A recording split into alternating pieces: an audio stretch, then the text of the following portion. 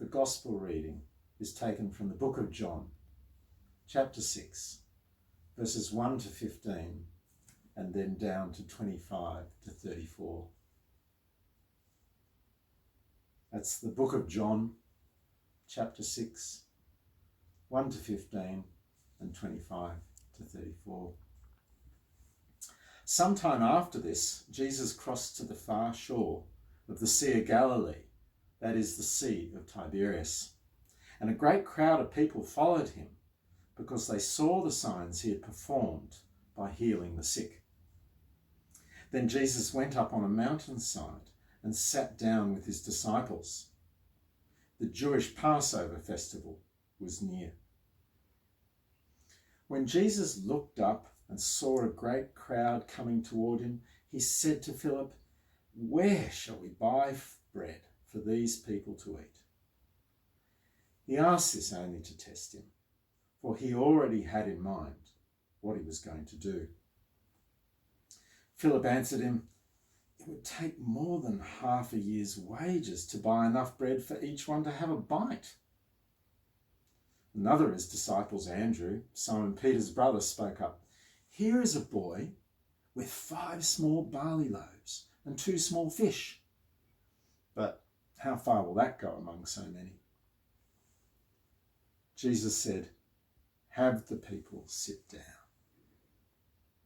There was plenty of grass in that place, and they sat down. About 5,000 men were there. Jesus then took the loaves, gave thanks, and distributed to those who were seated as much as they wanted. He did the same with the fish. When they'd all had enough to eat, he said to his disciples, "Gather the pieces that are left over. Let nothing be wasted."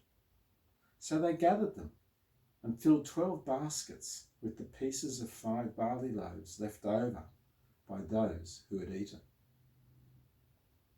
After the people saw the sign Jesus performed, they began to say, "Surely this is the prophet who is to come into the world." Jesus, knowing that they intended to come and make him king by force, withdrew again to a mountain by himself. Down to verse 25.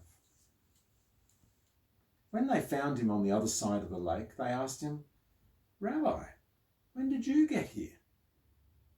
Jesus answered, "Very truly I tell you, you are looking for me, not because you saw the signs I performed, but because you ate the loaves and had your fill.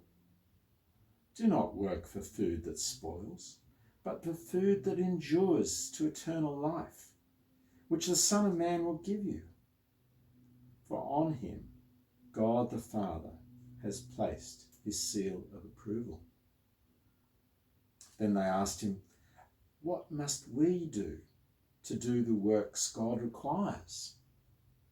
Jesus answered, "The work of God is this, to believe in the one he has sent."